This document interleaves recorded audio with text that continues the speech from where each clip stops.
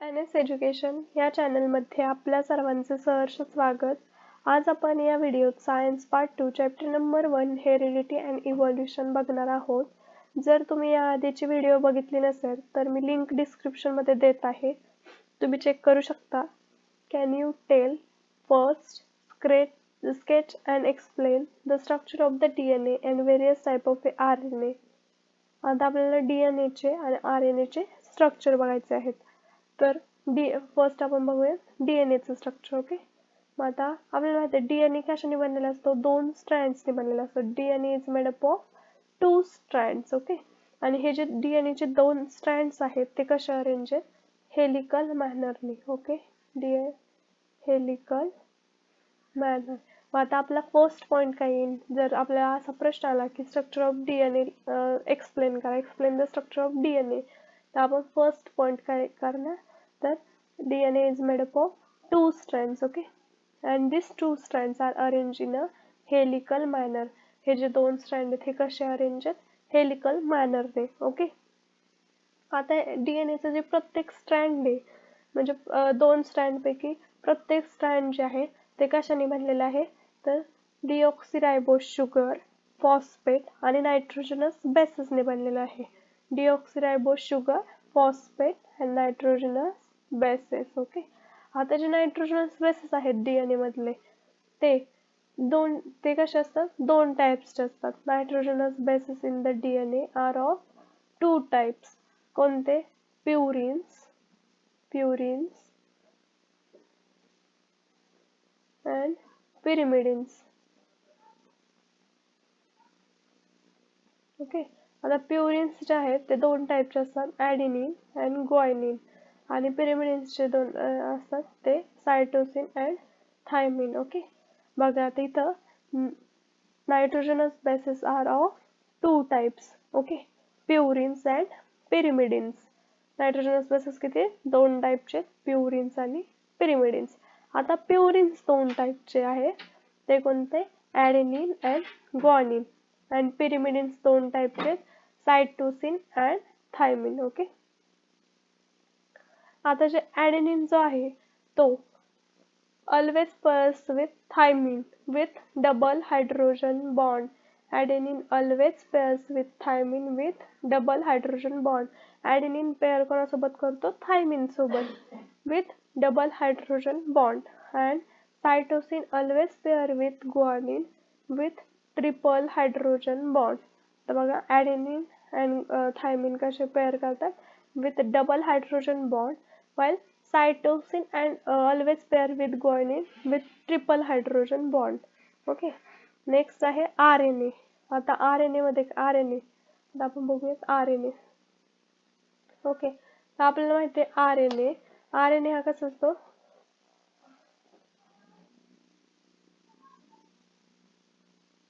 RNA हा कसा असतो, सिंगल स्ट्रँडेड असतो. Okay, RNA is single stranded which is made up of. आता हे जो स्ट्रँड आहे एक प्रत्येक, तो कशाने बनलेला असतो, रायबोज शुगर. आता DNA जो बघितला आपण त्यामध्ये पण तो कशाने बनलेला होता, शुगर, फॉस्फेट, नायट्रोजनस बेसिस. तसाच RNA सुद्धा तसंच आहे, रायबोज शुगर, फॉस्फेट आणि नायट्रोजनस बेसिस. बघा इथं RNA इज सिंगल स्ट्रँडेड. हे लक्षात ठेवा, RNA कसा आहे, सिंगल स्ट्रँडेड, आणि DNA कसा आहे, डबल स्ट्रँडेड आहे. Okay, DNA double stranded, RNA single stranded. आता हा जो सिंगल स्ट्रँडेड RNA आहे तो कशाने बनलेला आहे, रायबोज sugar, phosphate and nitrogenous basis. कशाने बनलेला आहे, रायबोज शुगर, फॉस्फेट, नायट्रोजनस बेसिस. दोन्ही पण सेमच याने बनलेले. पण जे DNA मधले नायट्रोजनस बेसिस आहे आणि RNA मधले नायट्रोजनस बेसिस या दोन्हीमध्ये फरक आहे. आपण DNA मध्ये काय बघितले होतं, ॲडेनिन, ग्वायनिन, सायटोसिन, थायमिन. आणि RNA मध्ये कोणते नायट्रोजनस बेसिस आहेत, ॲडेनिन, ग्वायनिन, सायटोसिन अँड युरॅसिल. ओके, युरॅसिल हा डिफरंट आहे RNA मध्ये. ओके, हे हा की पॉइंट आहे, तुम्हाला विचारू शकतात की इन द RNA थायमिनच्या जागी काय येतं RNA मध्ये, तर काय येतं, युरॅसिल येतं. आता RNA चे 3 टाइप आहेत. कोणते कोणते 3 टाइप आहेत RNA चे, mRNA, rRNA आणि tRNA. आता mRNA म्हणजे आता हे जे आहेत mRNA, rRNA, tRNA, ह्यांचं कसं आहे नावाप्रमाणे काम असे. म्हणजे काय, mRNA चा फुल फॉर्म माहिती आपल्याला मेसेंजर RNA. आता आपण एकमेकांना मेसेज करतो. आता मेसेज करतो म्हणजे काय करतो आपण, एखादी इन्फॉर्मेशन असते आपल्याकडं ते आपण पास करत असतो. ओके, तसंच हा मेसेंजर RNA पण तेच काम करतो. जे आपले प्रोटीन सिंथेसिस सिंथेसिस करण्यासाठी जे आपल्या बॉडीमध्ये इन्फॉर्मेशन असते ते मेसेज करतो. कोणाला मेसेज करतो, तर रायबोझोमला. रायबोझोम कुठे प्रेझेंट असतो, सायटोप्लाझम मध्ये. ओके, आता बघा, mRNA carries information for protein synthesis from genes on the DNA. आता आपल्याला माहिती जीन्स मध्ये प्रोटीन सिंथेसिस ची इन्फॉर्मेशन असते. तो कुठे पास करतो, रायबोझोम इन द सायटोप्लाझम, आणि ह्याला म्हणतात मेसेंजर RNA. त्याच्यानंतर आपण बघितलं rRNA. ओके, बघ rRNA. आता rRNA म्हणजे काय, रायबोझोमल RNA. आता ह्याचं पण नावाप्रमाणेच आहे. रायबोझोमल म्हणजे तो कुठं कशाचा कंपोनंट आहे, तर तो rRNA is component of a ribosome. आणि रायबोझोम कशासाठी हेल्प करतो, प्रोटीन सिंथेसिस साठी. Okay, rRNA is the component of the ribosome आणि it helps in the protein synthesis. आता नेक्स्ट आहे tRNA, ट्रान्सफर RNA. आता ट्रान्सफर RNA म्हणजे आपण काय करतो, आता ट्रान्सपोर्ट असतात ते काय करतात, ट्रान्सपोर्ट सिस्टीम आहे, एका गावावरून दुसऱ्या ठिकाणी माल पोहोचवण्याचं काम करतात. तसंच हे दुसऱ्याला माल आणून द्यायचं काम करतात. tRNA is present in the cytoplasm. According to the message of the mRNA, it carries the specific amino acid up to the ribosome. ते काय करतात, amino acid आणून देण्याचं काम करतात. Okay, as per the message coded on the rRNA. आणि कोणाला आणून द्यायचं काम करतात, रायबोझोमला. रायबोझोमला स्पेसिफिक अमिनो ऍसिड आणून द्यायचं काम कोण करतं, tRNA. आता आपण 3 टाईपचे RNA बघितले, mRNA, rRNA आणि tRNA. mRNA काय करतो, तर मेसेज करण्याचं काम करतो. कसला मेसेज पोहोचवण्याचं काम, म्हणजे इन्फॉर्मेशन पोहोचवण्याचं काम करतो. इन्फॉर्मेशन फॉर प्रोटीन सिंथेसिस कोण पास करतं, mRNA. ओके, rRNA काय काम करतो, तर प्रोटीन सिंथेसिसचं काम करतो. ओके, आणि tRNA हे कसलं काम करतो, तर ट्रान्सफर अमिनो ऍसिड कॅरी करण्याचं काम tRNA करतो. Okay, explain the meaning of genetic disorder and give the name of some disorder. Okay, तर आपल्याला काय जेनेटिक डिसऑर्डर म्हणजे काय ते सांगायचं आहे, आणि give the name of some disorder, आणि आपल्याला काही डिसऑर्डरची नावं सुद्धा सांगायची. तर जेनेटिक डिसऑर्डर म्हणजे काय, आता जेनेटिक डिसऑर्डर म्हणजे काय, आपलं जे जेनेटिक स्ट्रक्चर ज्याच्यात जे DNA त्यामध्ये म्युटेशन होतं. आता म्युटेशन म्हणजे काय, स्मॉल चेंज होतो DNA मध्ये. जर स्मॉल चेंज झाला तर म्युटेशन, आणि त्याच्यामुळे आपल्याला एखादा डिसीज होऊ शकतो. Okay, the genetic disorder are cause due to the abnormalities in chromosome and mutation in the gene. आणि त्याचे एक्झाम्पल आहेत Down syndrome, Turner syndrome and Klinefelter syndrome. Okay, आता आपण इथं 2 क्वेश्चन्स बघितलेले आहेत. एक आपला फर्स्ट क्वेश्चन होता structure of DNA and various types of RNA. तर आपण बघितलं DNA हा कसा होता, डबल स्ट्रँडेड होता. त्याचे 2 स्ट्रँड होते, ते हेलिकल मॅनरनी अरेंज होते. त्याच्यानंतर प्रत्येक स्ट्रँड हे कशाने बनलेलं होतं, डिऑक्सिरायबोज शुगर, फॉस्फेट आणि नायट्रोजनस बेसिसनी. आता जे नायट्रोजनस बेसिस आहेत ते किती टाईपचे, 2 टाईपचे. कोणते 2 टाईपचे, प्युरिन्सचे आणि पिरिमिडिन्स. प्युरिन्स हे 2 टाईपचे आहेत, ॲडेनिन अँड ग्वायनिन, आणि पिरिमिडिन्स 2 टाईपचे, सायटोसिन अँड थायमिन. ओके, आता ॲडेनिन आणि थायमिन कशाने पेअर करतात, डबल हायड्रोजन बॉन्डनी, and cytosine and thymine pairs with triple hydrogen bond. त्याच्यानंतर जो RNA तो बघितला आपण, RNA तो बघितला आपण. RNA कसा आहे, सिंगल स्ट्रँडेड आहे, आणि प्रत्येक स्ट्रँड कशाने बनलेला आहे, रायबोज शुगर, फॉस्फेट अँड नायट्रोजनस बेसिसने बनलेलं आहे. आता हे जे नायट्रोजनस बेसिस आहे हे पण 2 टाईपचे आहेत. आता कोणते, ॲडेनिन, ग्वायनिन, सायटोसिन अँड युरॅसिल. हे लक्षात ठेवा, युरॅसिल. According to the function of the RNA is 3 types, mRNA, tRNA and rRNA. mRNA carries information for protein synthesis. rRNA it helps in protein synthesis, and tRNA, it carries specific amino acid. आणि explain the genetic disorder. genetic disorder म्हणजे काय, तर आपलं जे genetic material आहे त्यामध्ये mutation होतं आणि त्यामुळे ते डिसीज कॉज होतात. त्याचे एक्झाम्पल आहे Down syndrome, Turner syndrome, Klinefelter syndrome. आता आपण नेक्स्ट टॉपिक कडे येऊयात, ट्रान्सक्रिप्शन, ट्रान्सलेशन अँड ट्रान्सलोकेशन. तुमच्या पुस्तकात खूप कॉम्प्लेक्स दिलंय, मी आधी जरा तुम्हाला सोपं करून सांगते. ओके, तर आपल्याला माहिती आहे आपण प्रोटीन खात असतो, आपल्या शरीराला प्रोटीन्सची गरज असते. मग आपण आपल्या आहारातून वगैरे प्रोटीन्स घेतच असतो, पण आपली बॉडी सुद्धा प्रोटीन तयार करत असते. मग आता आपली बॉडी प्रोटीन तयार करते, पण ती कशी तयार करते, त्याच्यासाठी प्रोसेस काय प्रोटीन तयार करण्यासाठी, तर ते आपण बघूयात. तर आपण फर्स्ट, आपल्याला माहिती आहे आपल्या बॉडीमध्ये काय असतो, DNA असतो. ओके, तर आपली बॉडी काय करते, DNA पासून RNA बनवते, RNA बनवते, आणि RNA पासून प्रोटीन बनवते. ओके, DNA पासून RNA आणि RNA पासून प्रोटीन. डायरेक्टली DNA तून प्रोटीन बनत नाही, मध्ये RNA बनतो.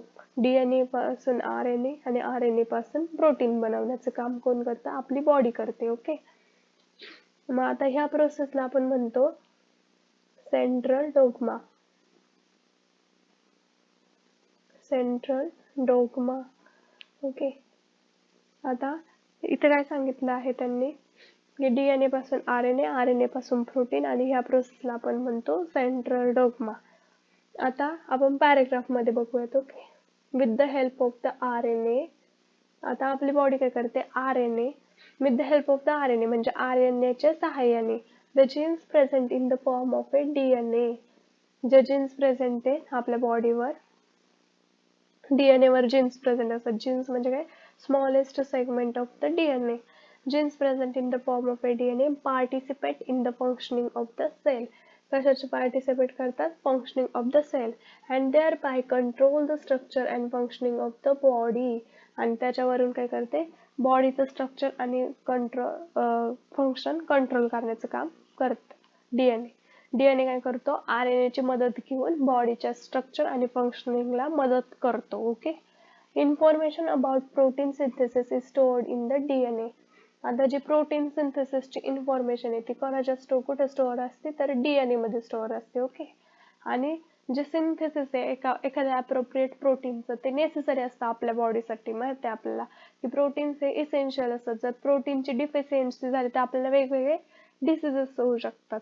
त्याच्यामुळे protein synthesis of appropriate protein as per requirement is necessary for the body. Okay, काय आतापर्यंत आपण काय पाहिलं की आपला DNA हा बॉडीच्या स्ट्रक्चर आणि फंक्शनिंग मध्ये हेल्प करत असतो, पण मदत पार्टिसिपेट करत असतो, पण तो RNA ची मदत घेतो. आणि जी आपल्या बॉडीला प्रोटीन सिंथेसिस करायचं असतं, तर ते प्रोटीन सिंथेसिस करण्यासाठी जी इन्फॉर्मेशन आहे ती कोणाच्या स्टोअर्ड असते, DNA मध्ये स्टोअर्ड असते.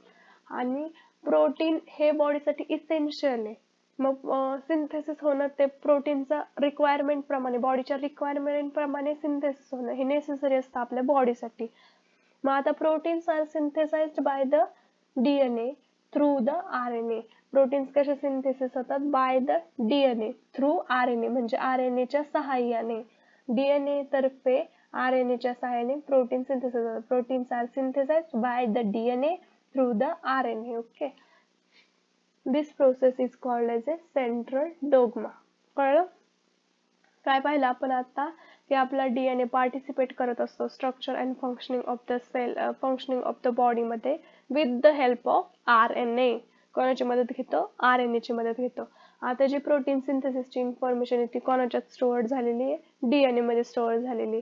आणि आपल्या बॉडीला जे प्रोटीनची आवश्यकता आहे ते प्रोटीन तेवढं त्या प्रमाणात सिंथेसिस होणं पण आवश्यक असतं. मग सिंथेसिस ऑफ अप्रोप्रिएट प्रोटीन हे ॲज पर रिक्वायरमेंट हे नेसेसरी बॉडीसाठी. ओके, आणि हे प्रोटीन कसं सिंथेसिस होतं, बाय द DNA तर्फे through the RNA. Okay, protein synthesized by the DNA through the RNA. आणि ह्या प्रोसेसला आपण म्हणतो सेंट्रल डोग्मा. आताच आपण पाहिलं DNA कडून RNA बनतो आणि RNA कडून प्रोटीन बनतो. या प्रोसेसला आपण काय म्हणतो, central dogma, DNA to RNA and RNA to protein. Okay, आता या प्रोसेस आपण काय म्हणतो, सेंट्रल डोग्मा. आता आपल्याला पाहायचं ट्रान्सक्रिप्शन म्हणजे काय.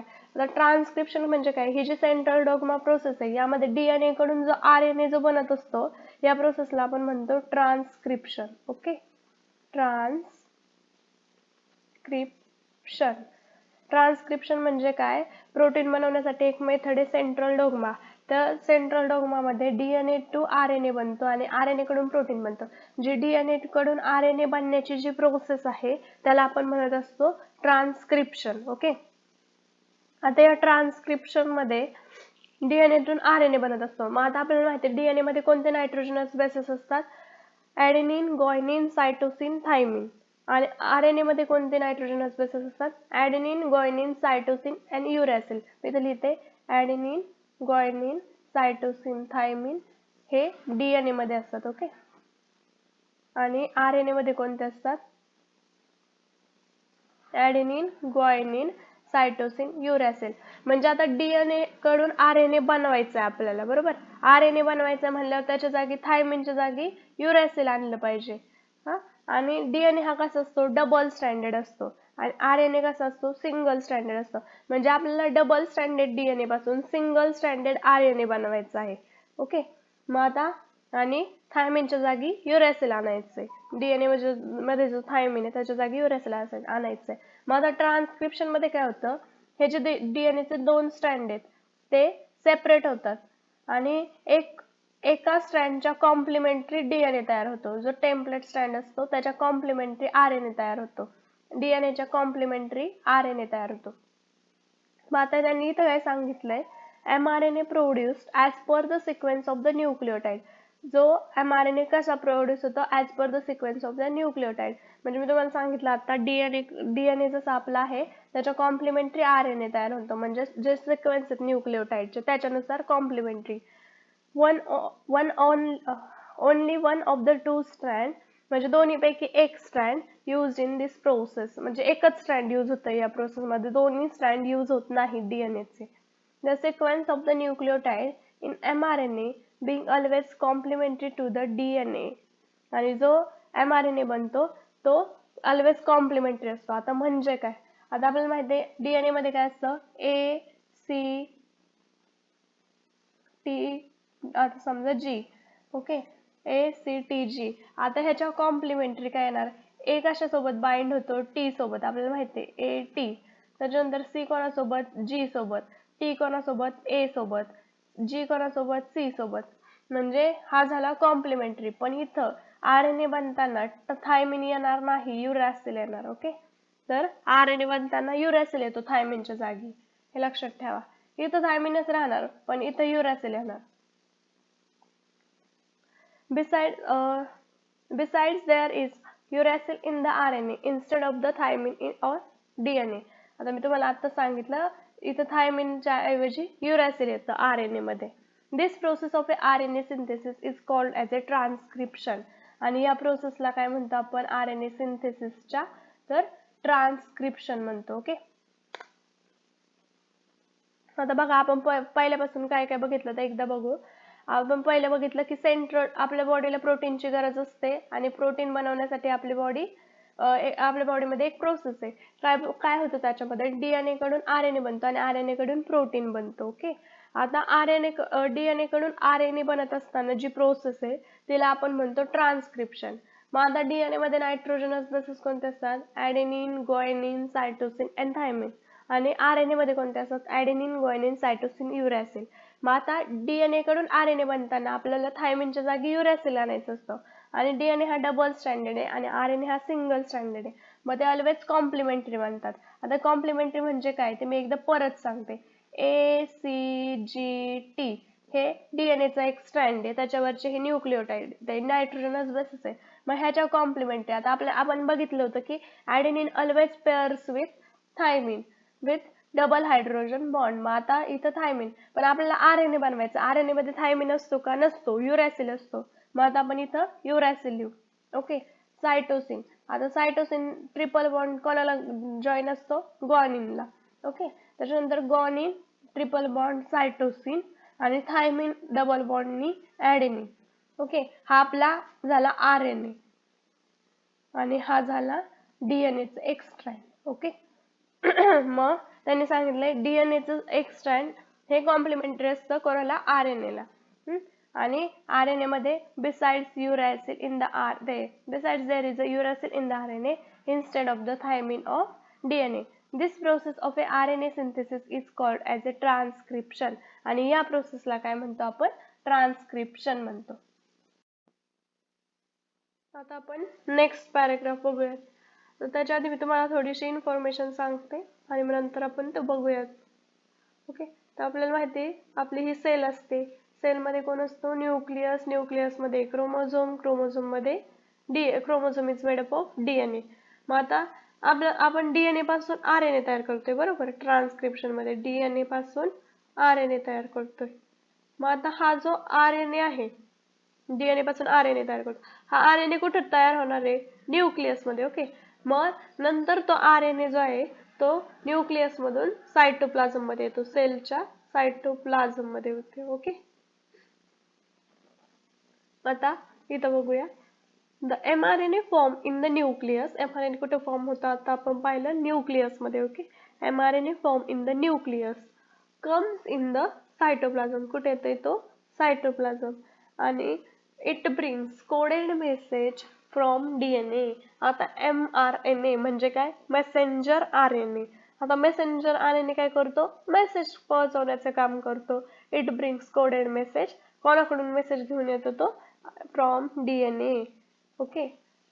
The message content the code for amino acid. आता मेसेज मध्ये काय असतं? Code for amino acid. आता आपल्याला काय बनवायचंय? प्रोटीन बनवायचे बरोबर. मग प्रोटीन बनवण्यासाठी आपल्याला मेन कॉन्स्टंट काय असतो प्रोटीनचा? Amino acid. प्रोटीन हे कशाचे बनलेले असतात? अमिनो ऍसिड्सचे. मग प्रोटीन बनवण्यासाठी आपल्याला मेन कॉन्स्टंट अमिनो ऍसिड.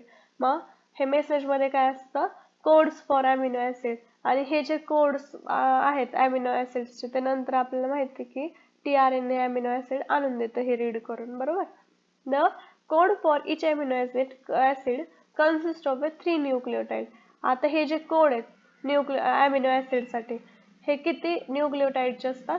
3 न्यूक्लियोटाइडचे असतात. म्हणजे AGC TCG असे 3 न्यूक्लियोटाइडचे असतात. T नाही इथे U पाहिजे. 3 न्यूक्लियोटाइडचे बनलेले असतात. जे अमिनो ऍसिड साठी कोड बनलेले आहेत ते कसे असतात? 3 न्यूक्लियोटाइडचे असतात आणि त्याला आपण म्हणतो triplet codon. Okay. Triplet codon. आता हे ट्रिपलेट कोडॉन म्हणजे काय? बघा जे अमिनो ऍसिडचे कोड असतात ते 3 न्यूक्लियोटाइडचे बनलेले आहेत. त्यांच्यामध्ये 3 न्यूक्लियोटाइड असतात आणि त्याला आपण म्हणतो ट्रिपलेट कोडॉन. आता नेक्स्ट पॅराग्राफ आहे. डॉक्टर हरगोविंद खुराना. हे जे आहेत डॉक्टर हरगोविंद खुराना ते इंडियाचे सायंटिस्ट होते आणि त्यांनी ट्रिपलेट कोडॉन डिस्कवरी मध्ये खूप सारं कॉन्ट्रीब्युशन दिलेलं आहे. Okay. Scientist of Indian origin has an important contribution in the discovery of a triplet codon. त्यांनी काय केले? ट्रिपलेट कोडॉनची डिस्कवरी कोणी केली? Hargobind Khorana. For 20 amino acid. आणि किती अमिनो ऍसिड साठी केली? तर 20 अमिनो ऍसिड साठी. For this work, he has been awarded with the Nobel Prize in 1968. आणि ह्या वर्कसाठी म्हणजे त्यांनी ट्रिपलेट कोडॉनची जी डिस्कवरी केली त्याच्यासाठी त्यांना नोबेल प्राइज भेटलं. कधी भेटलं नोबेल प्राइज? 1968 मध्ये. Along with the 2 other scientist. आणि त्यांच्यासोबत अजून 2 सायंटिस्टला सुद्धा भेटलं. ओके. या पुढचा भाग आपण नेक्स्ट व्हिडिओ मध्ये बघू. यापुढे काय आहे? ट्रान्सलेशन आहे. ट्रान्सलेशन. ओके. आता आपण ट्रान्सक्रिप्शन बघितलं. यापुढे ट्रान्सलेशन आहे. ट्रान्सलेशन नेक्स्ट व्हिडिओ मध्ये बघू. ही व्हिडिओ जर तुम्हाला आवडली असेल तर लाईक करा आणि नवनवीन व्हिडिओज मिळण्यासाठी सबस्क्राईब करा.